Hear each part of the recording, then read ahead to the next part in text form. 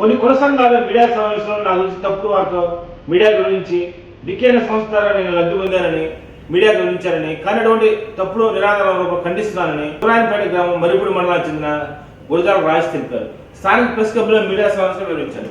ఈ సందర్భంగా మాట్లాడుతూ 2 రోజుల క్రితం మానమహనాడు ఐక్యవేదిక రాష్ట్ర వర్కింగ్ ప్రెసిడెంట్ జాన్ బాబు మరి కొంతమంది మీడియా సమావేశంలో మాట్లాడుతూ నేను వేరే వారిని బినామీలుగా పెట్టి జేసీబీలు కొన్నట్టు, అంతేకాక డిక్కీ సంస్థను అడ్డం పెట్టుకుని కొన్నట్టు కొన్ని న్యూస్ను ఎడిట్ చేసి ఒక వార్తాపత్రిక తప్పుడు న్యూస్ ప్రచురించారని, అంతా అబద్ధమని, అంతేకాక ఈ విషయంలో కుల సంఘ నాయకులు మామిడి సుదర్శన్ మరికొంతమంది కలిసి తప్పుడు ప్రచారం చేస్తున్నారన్నారు. దీని మీద జిల్లా కలెక్టర్ విచారణ జరిపి ఎటువంటి అక్రమాలు లేవని తేల్చారన్నారు.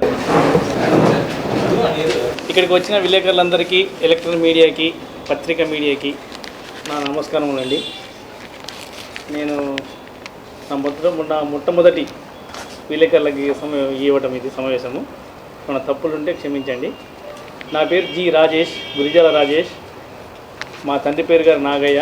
మాది శివరేణిపేట గ్రామము, మరిపూడి మండలం, ప్రకాశం జిల్లా. నేను ఇస్తున్న వివరణ నిన్న ఇచ్చారు కదా మన ప్రజా సంఘ నాయకులు. నా ఊరి పేరు తెలియకుండానే నా మీద ప్రకటన చేసి తప్పుడు ప్రచారం చేసినారు. నిన్న నా ఊరి పేరు కందుకూరు అని వేశారు. నాది కందుకూరు కాదండి, నా శివరేణిపేట గ్రామము, మరిపూడి మండలం, ప్రకాశం జిల్లా. నా ఆధార్ కార్డు కూడా మీకు చూపిస్తాను. దీని మీద వివరణ ఇస్తున్నాను. మేము మొదటి నుంచి గత 10 సంవత్సరాల నుంచి కూడా ఈ వ్యాపారంలో స్థిరంగా వ్యాపారం చేసుకునే కుటుంబం మాది. మేము పుట్టి పెరిగింది అంతా తెలంగాణ అయినా, తెలంగాణ విడిపోయినాక ఇక్కడ ఇస్తున్న గవర్నమెంట్ అలవెన్స్ తెలుసుకొని ఇక్కడికి తిరిగి వచ్చి మా స్వగ్రామానికి వచ్చి వ్యాపారాన్ని విస్తరింపజేసుకున్నాం. దీంట్లో ఎవరికి మేము బినాములుగా లేము, ఇంకా ఎవరికి కూడా మేము రాయితీలు ఇచ్చడానికి అనుగుణంగా లేము. మేము ఇక్కడ మా సొంత ఉపాధితోనే సొంతంగానే ఎదిగాము ఇంతవరకు. ఎవరితోడు కూడా మాకు సంబంధం లేదు. దీంట్లో మా మీద లేనిపోయిన ఆరోపణలు చేసింది మామిడి సుదర్శన్ అనే డయా అనే ఆర్గనైజేషన్ సంబంధించిన మామిడి సుదర్శన్, దానికి సంబంధించిన జిల్లా అధికారి మరియు రాష్ట్ర స్థాయి అధికారి, వీళ్ళు ముగ్గురు కలిసి వాళ్ళకి కావాల్సిన అమౌంట్ ఇవ్వనందుకు నా మీద గత 3 నెలల నుంచి మానసికంగా వేధిస్తున్నారు మమ్మల్ని. ఈ విషయం మీద నేను 3వ తారీఖు రోజు కూడా కలెక్టర్ గారికి పూర్తి వివరణ ఇచ్చుకున్నా. ఇలానే ఒక పీడిఎఫ్ న్యూస్ సూర్య అనే పత్రిక పేరుతోటి వైరల్ అయింది సోషల్ మీడియాలో. దాన్ని నేను ప్రింట్అవుట్ తీసి కలెక్టర్ గారికి దానికి నాకు సంబంధించిన నా స్థిరాస్తి వివరములు, నేను గవర్నమెంట్కి సంబంధించిన జిఎస్టీ రిటర్న్స్ కూడా కలెక్టర్ సమర్పిస్తే 3వ తారీఖు రోజున నాకు ఇవ్వాల్సిన ఇన్సెంటివ్ శాంక్షన్ లెటర్లు రిలీజ్ చేసినారు. ఈ విషయమై నేను ఐటీ యాక్ట్ కింద కేసు పెట్టడానికి కూడా మేము సిద్ధపడి మేము క్రైమ్ బ్రాంచ్ డిఎస్పీ గారిని, మర్యాదాస్ గారిని కూడా కలిసి మా విన్నపాన్ని విన్నవించాము. దీనిని కూడా వాళ్ళు ఎఫ్ఐఆర్ ఫైల్ చేసి మాకు ఎఫ్ఐఆర్ కాపీ ఇస్తామని మా దర్శి డిఎస్పీ గారు కూడా మాకు హామీ ఇచ్చారు. లేనిపోయిన ఆరోపణలు చేస్తున్న మన దళిత సంఘ నాయకులకి నేను విన్నవించుకున్నది ఒకటే, దళితులతో కొట్టకూడదు. అది నేనేది. మీరు దళితుల కోసము, వాళ్ళ శ్రేయస్సు కోసము మీరు దళిత సంఘాలు పెట్టినట్లయితే వారికి ఉపయోగపడే దానికోసం మీరు బాగుపడండి. కానీ ఎవరో చెప్పిన మాటలకి, ఎవరో ఒప్పందిస్తే వాళ్ళ మాటలకి వచ్చి మీరు ప్రెస్ మీట్లు పెట్టి మన దళితుల్ని కించపరుచుకుంటే మన కన్నును మనమే పుడుచుకున్నట్టు లెక్క. ఇడ నాకు తెలిసినంత వరకు అయితే మీరు ఏ ఉద్దేశంతో దళిత సంఘాలు నడుపుతున్నారో నాకు తెలియదు. కానీ దళిత సంఘాలు తెలుసుకుంది ఒకటే ఒక విషయము, ఒక వ్యక్తి మీద ఆరోపణ వచ్చినప్పుడు అతని నుంచి వివరణ తీసుకొని మీరు ప్రెస్ మీట్ పెట్టి దాని గురించిన పూర్తి వివరాలు ప్రెస్కు సమర్పించాలి. అది నా కోరిక. వివరణ లేకుండా నా ఊరి పేరు లేదండి ఇక్కడ. వాళ్ళు నా ఊరి పేరు కందుకూరు అని రాశారు. చూడండి, నేను ఇచ్చిన ప్రెస్ మీట్లో మీరు ఎక్కడైనా చూసుకోండి, పేపర్లో ఈరోజు వచ్చింది. నాది కందుకూరు, ఊరి గుడిసెని ఇచ్చారు. నాది కందుకూరు కాదండి, నాది శివరేణిపేట గ్రామము. మళ్ళీ రెండోసారి రిపీట్ చెప్తున్నా, ఇది నాది శివరేణిపేట గ్రామము, మరిపూడి మండలం. దీనికి సంబంధించి టోటల్గా వెనుక నుంచి నిన్న దళిత సంఘాలకు ఇచ్చిన సమాచారంలో పూర్తిగా మామిడి సుదర్శన్, జిల్లా అధికారి, రాష్ట్ర స్థాయి అధికారి, వీళ్ళు ముగ్గురు కలిసి చేసిన తీవ్రమైన ఆరోపణ ఇది. దీని మీద నేను కలెక్టర్ గారికి కూడా క్షుణ్ణంగా ప్రతి విషయాన్ని కూడా కలెక్టర్ గారికి వివరించాను. కలెక్టర్ గారికి 3వ తారీఖు వివరించిన తర్వాత దాన్ని ఇచ్చినారు. ఆ ఫైల్స్ కూడా మీకు చూపిస్తాను, తీసుకోండి. కలెక్టర్ గారికి ఏమేమి సబ్మిట్ చేసిన ఫైల్స్ కూడా ఇస్తాను.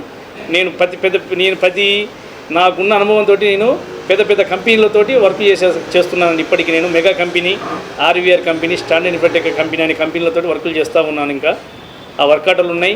నాకు వచ్చిన పేమెంట్ కూడా అక్కడి నుంచే వచ్చింది. నా అకౌంట్ను, నా కరెంట్ అకౌంట్ను కానీ అన్నిటిని కూడా జిల్లా ఎల్డిఎం, జిల్లా బ్యాంక్ అధికారి కూడా నిశ్చితంగా పరిశీలించి కలెక్టర్ గారికి నివేదిక ఇచ్చారు. దీంట్లో ఎలాంటి అవకతవకలు లేవని. అవి ఏమి లేకుండా నా మీద నిరూపితమైన ఆరోపణలు చేస్తున్న మన దళిత సంఘ నాయకులు విజ్ఞప్తి చేస్తున్నాను. ఇంకోసారి కానీ ఇంకో వ్యక్తిని కానీ ఎవరిని కూడా మన దళితుల్ని ఇలాంటి విభేదాల గురించి కానియొద్దని మనవించుకుంటున్నా. ఇంకోటి, దీనిలో నా డిక్కీ గురించి కూడా ప్రస్తావించారు. డిక్కీకి కానీ నాకు కానీ ఎలాంటి సంబంధం లేదు. ఇక్కడ నా సొంతంగానే నేనే ఎదుగుతున్నా. వాళ్ళతో నాకు ఎలాంటి అనుబంధం లేదు, సత్సంబంధాలు లేవు. నా వ్యాపారానికి వాళ్ళ సంబంధమే లేదు.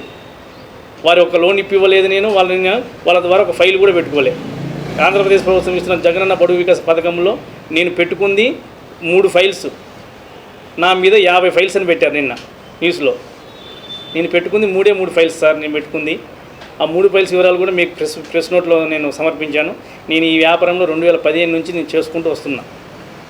నా కుటుంబం వరకు, నా కుటుంబంలో మొత్తం కూడా నేను గవర్నమెంట్ తీసుకున్న ఇన్సెంటివ్ 4 పేరు మీద తీసుకున్నాను. అది కూడా గవర్నమెంట్ నిబంధనలకు అనుగుణంగానే వారు ఇచ్చిన జీవో పాలసీల ప్రకారంగానే మేము రాయితీని పొందుతున్నాం. ఇప్పటివరకు మేము గవర్నమెంట్ నిబంధనలు ఎక్కడ ఉల్లంఘించలేదు. ఒక ఓసీకి ఎంత ఇస్తున్నారో అది సెకండరీ. మన దళిత సంఘ నాయకులు ఒక ఎస్సీకి ఇచ్చే సర్వీస్ సెక్టర్లో 45% సబ్సిడీ కోసమే. సబ్సిడీ కోసం వెహికల్ ఎవరైనా రన్ చేస్తారు సార్ చెప్పండి? ఎవరైనా బ్యాంకులు లోన్ ఇప్పిస్తారు చెప్పండి? దళిత సంఘ నాయకులకు సూటి ప్రశ్నిస్తున్నాం. ఒకరికి లోన్ ఇప్పిమని మన దళితులకు తీసుకెళ్ళి, వాళ్ళ రాష్ట్ర స్థాయి అధ్యక్షులు కదా, ఒక బ్యాంక్ దగ్గరికి వెళ్ళి వాళ్ళని ఒక లోన్ ఇప్పిమనండి ఒక దళిత నాయకుడికి, లేకపోతే ఒక దళిత ఎంటర్ప్రైనర్కి లోన్ ఇప్పిమనండి ఎస్బీఐ బ్యాంకులోకి వెళ్ళి. నా మండలంలో నేను దాదాపు ఒక 50 మందికి ఇప్పించాను నేనుండి.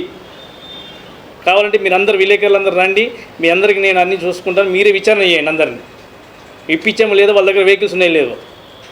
ఈ జీవోల గురించి, ఈ పాలసీల గురించి తెలియకుండా దళిత సంఘ నాయకులు మాట్లాడడం విడ్డూరం. ఇది ఒక వెహికల్ కొన్న వ్యక్తి 6 సంవత్సరాల దాకా వాళ్ళ గవర్నమెంట్ అండర్టేకింగ్లోనే నడవాలా. 6 సంవత్సరాల తర్వాత దానికి క్లియరెన్స్ లెటర్ ఇస్తారు. 6 సంవత్సరాల తర్వాత వెహికల్ ఎక్కడికి ఏముంటుందండి? 6 సంవత్సరాల తర్వాత వెహికల్ పనిచేస్తుందా మనకు తెలిసి? వీళ్ళు దళిత సంఘ నాయకులు ఎలా అయ్యారు? సూర్యప్రతినిధి అని ఒక పేపర్ మీద ఇలా ఇన్ని తప్పుడు రూమాలు చేస్తుంటే దళితుల మీద, ఒక దళితుని భుజాల మీద వేసుకొని గన్నుతో కల్పిస్తున్నారు. ఇక్కడ ఇన్న రెడ్డి సామాజిక వర్గం కానీ ఒక దళితుడు ఎదుగుతుంటే ఇంత కుల వివక్షణ చూపిస్తే దళితుడు అనేవాడు ఉండాలా లేదా సార్ ఒంగోలు జిల్లాలో చెప్పండి? ఇంకా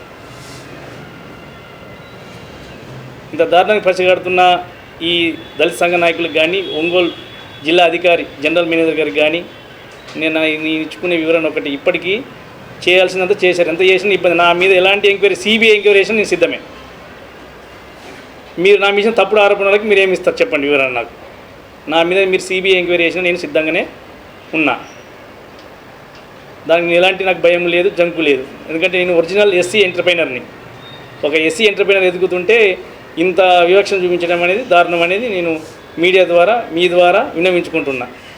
దయచేసి మీరైనా ఈ విషయాలని మీ ద్వారా కరెక్ట్ దృష్టికి తీసుకెళ్ళినా మేము ఇబ్బంది పడము. మాకు ఎలాంటి జంకు బింకు లేదండి.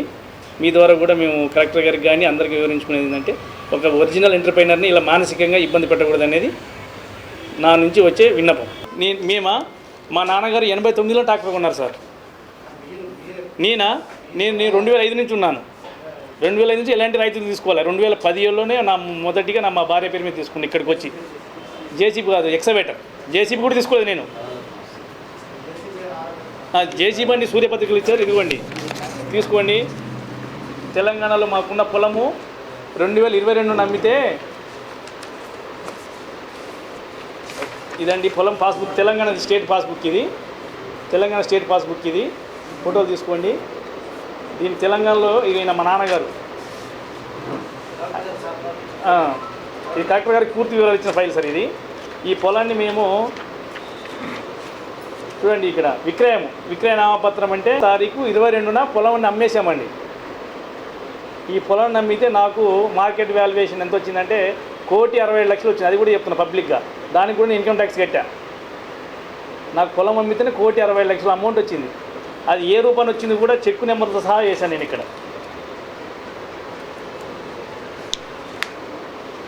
ఇదిగోండి చెక్కు నెంబర్తో సహా, ఏ చెక్కు నుంచి ఎంత అమౌంట్ పడింది కూడా నేను వేసాను ఇక్కడ.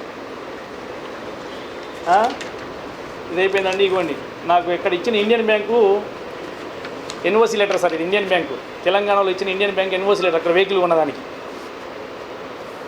దాని ఇన్వాయిస్ కూడా జిరాక్స్. ఈ వెహికల్ 68 లక్షలు అప్పటికే 2016లో నేను కొన్న రెండో వెహికల్ ఇది. 68 లక్షలు అప్పుడు నేను కొన్నప్పుడు ఇది నా పొలం తాకట్టు పెట్టుకొని తెలంగాణలో కొన్న వెహికల్ ఇది.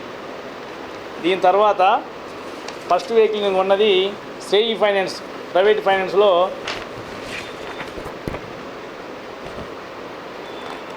ప్రైవేట్ ఫైనాన్స్ ఫస్ట్ మొదటి వెహికల్ కొన్నానండి. ఇదిగోండి 2015లో. అప్పుడు కరువు తాటకాలు బాగా తాండవిస్తున్న సమయంలో 66,50,000 కొన్నదాన్ని నేను. ఇది ఫైనాన్స్. దీని మీద కానీ ఇండియన్ బ్యాంక్ ఇచ్చిన దాని మీద ఎలాంటి రాయితీలు లేవు నాకు. ఈ రెండు కూడా తెలంగాణలో నేను ఉన్నప్పుడు నాకు ఇచ్చిన మెగా ఇంజనీరింగ్ కంపెనీ వర్క్ ఆర్డర్లు ఇవ్వండి. ఇప్పటికి కూడా విత్ డేట్ కూడా చూడండి. స్టిల్ డేట్ హైయర్ పీరియడ్ జనవరి 1, 2023 జనవరి 31 మార్చి 2023 వరకు ఉంది. నేను ఎప్పుడు అక్కడ వాళ్ళకి వెహికల్ పెట్టానండి. స్టార్టింగ్లో 27 డిసెంబర్ 2021 పెడితే 22 వరకు రన్నింగ్ అయ్యి సక్సెస్ఫుల్ అయ్యి మళ్ళీ 23లో కూడా నాకు ఎక్స్టెన్షన్ చేసే వర్క్ ఆర్డర్. 2 వెహికల్ మెగా ఇంజనీరింగ్లో నడుస్తున్నాయి. ఇప్పుడు వెహికల్ కొనుక్కున్నప్పుడు మన ఒంగోలు జిల్లా నడవడం రూల్ ఏమైనా ఉందా సార్? ఎక్కడ నడుపుకోవచ్చా? ఒంగోలు జిల్లా నడుపుకోవాలన్నా? లేదు కదా. దీనికి సంబంధించిన ఈ అకౌంట్ స్టేట్మెంట్స్ కూడా కరెక్ట్గా